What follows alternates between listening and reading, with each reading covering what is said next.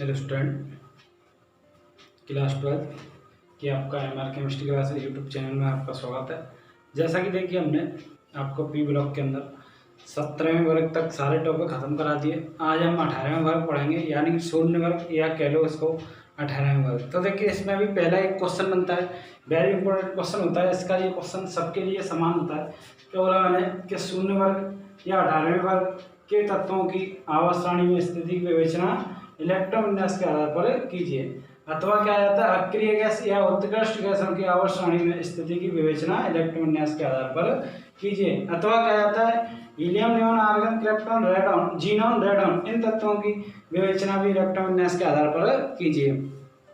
तो देखिए, सबसे पहले मैंने आपको इसमें इसकी उपलब्धता बताई है। तो उपलब्धता क्या होती है कि रेडॉन को छोड़कर सभी गैसें क्या होती है, वायुमंडल में पाई जाती हैं। रेडॉन नहीं पाई जाती। रेडॉन क्या है, रेडियो एक्टिव पदार्थ के विघटन से प्राप्त होती है। जो इस प्रकार प्राप्त होती है। यहाँ से अल्फा कणों की बमबारी की जाती है। इससे क्या होता है, रेडॉन और हीलियम गैस प्राप्त होती है। तो यहाँ से देखिए, लेकिन 1% में, जिसमें आर्गन सबसे प्रमुख है, यानी सभी गैसें 1% में पाई जाती हैं और उनमें से आर्गन सबसे क्या होती है, प्रमुख गैस होती है। तो इतनी बात समझ में आई सबके। अब देखिए, सबसे पहले हम शून्य वर्ग में हमने लिखा, देखिए इसको जानने की ट्रिक है कि हेमा ने आरती करी जिंदा रहने की। हेमा ने आरती करी जिंदा रहने की। अब देखिए, इसको मैं बात करूं कि इसके जो है इलेक्ट्रॉन विन्यास या फिर इन तत्वों को helium, neon, argon, krypton, xenon और रेडॉन, इनका मैंने इलेक्ट्रॉन विन्यास किया। कच्चा हो रहा इलेक्ट्रॉनों को, उपकच्चा हो रहा। तो देखिए, यहाँ से हमारे कुछ पॉइंट बनेंगे, उन पॉइंटों को मैं एक एक करके आपको बताऊंगा। कि देखिए, सबसे पहले इलेक्ट्रॉनों का विन्यास, उसके बाद संयोजकता, ऑक्सीकरण संख्या, परमाणु त्रिज्या, आयन एंथैल्पी, इलेक्ट्रॉन लब्धता, एंथैल्पी। तो देखिए, इन सभी पॉइंटों के बारे में बताऊंगा आपको और आप एक एक करके लिखोगे इनको। तो देखिए, सबसे पहले मैं बात करूंगा कि इसमें जो है इलेक्ट्रॉन विन्यास क्या होता है। तो देखिए, इलेक्ट्रॉन विन्यास के आधार पर इसकी स्थिति विवेचना करनी है। तो देखिए, हम बात करेंगे कि इस वर्ग के तत्वों की अंतिम कक्षा क्या होती है, पूर्ण भरी होती है। अर्थात अंतिम कक्षा में 8 इलेक्ट्रॉन होते हैं, इसलिए इन्हें शून्य वर्ग के तत्व कहते हैं। और शून्य वर्ग के तत्वों क्या कहते हैं, 18वें वर्ग के तत्व कहते हैं। और 18वें वर्ग के तत्वों को कहते हैं अक्रिय गैस या उत्कृष्ट गैस कहते हैं। इतनी बात समझ आई सबसे पहली बात। दूसरी बात, इसी के अंदर क्या लिखेंगे हम कि इनकी अंतिम कोष किसमें, NH2 NP में प्रवेश करता है, कुछ तत्वों को छोड़कर, जैसे या फिर कह लो हीलियम को छोड़कर। इनका अंतिम इलेक्ट्रॉन NH2 NP में प्रवेश करता है, हीलियम को छोड़कर। और इनका पी कोष क्या है, पूर्ण भरा हुआ होता है। तो इस प्रकार आप यहाँ से क्या निकालोगे, पहला पॉइंट बनाओ, इलेक्ट्रॉन विन्यास क्या होता है, इनकी अंतिम कक्षा में 8 इलेक्ट्रॉन होते हैं, अर्थात इनकी अंतिम कक्षा पूर्ण भरी होती है, इसलिए इन्हें क्या कहते हैं, शून्य वर्ग के तत्व कहते हैं। और शून्य वर्ग के तत्वों को क्या कहते हो आप, ये इनका क्या है, इलेक्ट्रॉन विन्यास है। और शून्य वर्ग के तत्वों को ही क्या कहते हो, अक्रिय 18वें वर्ग के तत्व कहते हैं। दूसरी बात कि इनका अंतिम इलेक्ट्रॉन NH2 NP में प्रवेश करता है, इसलिए इन्हें पी ब्लॉक के तत्व कहते हैं। अब देखिए आगे संयोजकता। तो इस वर्ग के जो तत्वों की संयोजकता होती है वो शून्य होती है, क्योंकि यहाँ पर ना तो कोई परमाणु इलेक्ट्रॉन किसी को देगा ना किसी से लेगा। और इनकी जो ऑक्सीकरण संख्या होती है वो भी क्या होती है, शून्य होती है। इस वर्ग के तत्वों की ऑक्सीकरण संख्या भी क्या होती है, शून्य होती है। अब देखिए, बात करेंगे हम परमाणु त्रिज्या। तो इसमें जो परमाणु त्रिज्या का मान होता है, इस वर्ग में ऊपर से नीचे आने पर क्या होता है, परमाणु त्रिज्या का मान क्या होता है, बढ़ता है। परमाणु त्रिज्या का मान क्या होता है, बढ़ता है। परमाणु त्रिज्या का मान क्या होता है, बढ़ता है। और जो आयन एंथैल्पी वो क्या होती है, घटती है। और जो आपकी इलेक्ट्रॉन लब्धता एंथैल्पी वो भी क्या होती है, घटती है। लिखोगे कैसे, यहां से देखोगे आप। देखिए, इसका जो मान लिखोगे कैसे कि इस वर्ग में ऊपर से नीचे आने पर परमाणु त्रिज्या का मान बढ़ता है। इसको तो ऐसे लिख दो सीधा सीधा, इसको लिख दो, आपका आयनन होगा इस वर्ग में ऊपर से नीचे आने पर आयनन का मान बढ़ता है, लेकिन घटता है, सॉरी घटती है। आयन एंथैल्पी घटती है। इलेक्ट्रॉन लब्धता एंथैल्पी का क्या, इसमें देखिए, इसमें क्या होता है कि आपकी जो इलेक्ट्रॉन लब्धता एंथैल्पी होती है उसका जो मान होता है क्या होता है, इसमें धनात्मक हो जाता है। और धनात्मक क्यों हो जाता है, क्योंकि देखिए इलेक्ट्रॉन लब्धता एंथैल्पी होती है परमाणु द्वारा इलेक्ट्रॉन आकृष्ट करना यानी ग्रहण करना, ग्रहण करना। तो देखिए इसमें क्या है, ये जो है सभी परमाणु का स्थायी इलेक्ट्रॉन, मतलब इनके जो है अंतिम कक्षा स्थायी है, इसलिए क्या करेंगे, सभी कैसे इलेक्ट्रॉन विन्यास का होते हैं, इनके स्थायी होने के कारण क्या होता है, इनकी जो प्रवृत्ति इलेक्ट्रॉन ग्रहण करने की नहीं होती है, और नहीं होती है तो इसी कारण इनका मान क्या हो जाता है, धनात्मक हो जाता है। क्या हो जाता है, धनात्मक हो जाता है। इतनी बात समझ में आई। क्या बोला मैंने कि ये सभी क्या करते हैं, ये सभी क्या करते हैं, उत्कर्ष गैस जो भी होती हैं, ये सभी तत्व क्या होते हैं, स्थायी इलेक्ट्रॉन विन्यास होने के कारण इनकी जो प्रवृत्ति इलेक्ट्रॉन ग्रहण करने की नहीं होती है, इलेक्ट्रॉन ग्रहण करने की नहीं होती, इसी कारण क्या होता है, इनमें इनका जो मान होता है इलेक्ट्रॉन ऑफ द वैल्यू का मान क्या हो जाता है, धनात्मक हो जाता है। इसके बाद देखेंगे, देखिए इनके ये क्या हो गए, इस क्वेश्चन का आंसर मिल गया। अब देखें इसके शून्य वर्ग के तत्वों के भौतिक गुण। तो देखिए भौतिक गुण देखें कि ये सभी क्या होते हैं, उत्कर्ष गैस है, एक परमाणु होती हैं, मतलब एक परमाणु से हमेशा ये इसी रूप में होंगे, जैसे हीलियम है, जैसे N2 को O2 ऐसे लिख दो, इस प्रकार इनको नहीं लिखोगे। क्यों, क्योंकि क्या है, इनमें कोई सहसंयोग बंध नहीं पाया जाता किसी प्रकार का। अब देखिए नंबर 2, यह रंगीन, गंधीन एवं स्वाधीन होती हैं, स्वाधीन होती हैं, क्या होती हैं, रंगीन, गंधीन एवं स्वाधीन होती हैं। नंबर 3 है, जल में क्या होती है, अल्पविलय होती है।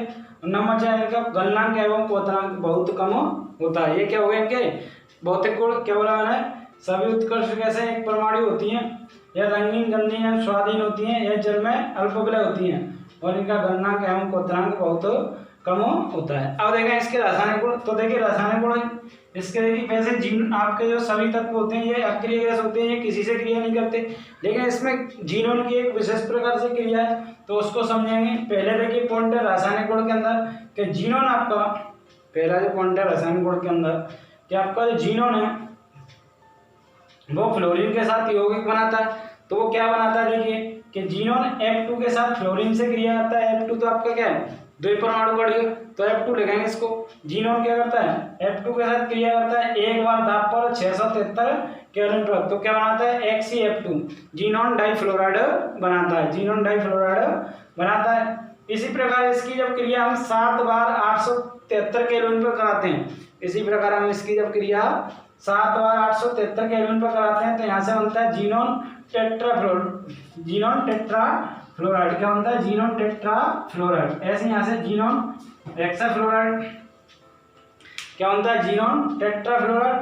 जब इसकी क्रिया, अब फिर इसकी क्रिया हम किससे कराते हैं, 60 से 70 बार दाब पर और कितने 573 केल्विन ताप पर, तब आपका जीनोन हेक्साफ्लोराइड प्राप्त होता है। तो इस प्रकार इन क्रियाओं को आप समझेंगे क्या कि जीनोन की क्रिया फ्लोराइड से कराई है, लेकिन दाब और ताप चेंज करने पर इसमें जो यौगिक बनते हैं वो भी अलग अलग हो जाते हैं। इसी प्रकार जीनोन के जो ऑक्सीजन के यौगिक दिए गए जीनोन के साथ ऑक्सीजन के, तो जीनोन जो आपका ट्राइक्लोराइड और जल के साथ क्रिया करके एक तो जीनोन में अलग हो जाती है, और F से क्रिया करके HF बना लेती है। वहाँ ऑक्सीजन के यौगिक दिए गए तो जीनोन ट्राइऑक्साइड बना लेती है और O2 अलग हो जाता है। इसी प्रकार जीनोन हेक्साफ्लोराइड जल के संपर्क में आके जीनोन ट्राइऑक्साइड और HF बना लेती है, मतलब F से क्रिया करके HF और XeO से XeO3 बना देती है। इसी प्रकार आपका लास्ट है आंशिक अपघटन करेंगे यहाँ पर, तो जीनोन हेक्साफ्लोराइड जल से आंशिक अपघटन करने पर क्या बनाता है, ये बनाता है XeO4 प्लस HF, और जीनोन हेक्साफ्लोराइड का जल के साथ तो ये बनाता है XeO2F2 4HF बनाता है। तो ये क्या इनका जल अपघटन करने पर प्राप्त होता है। इसको क्या बोलेंगे आप,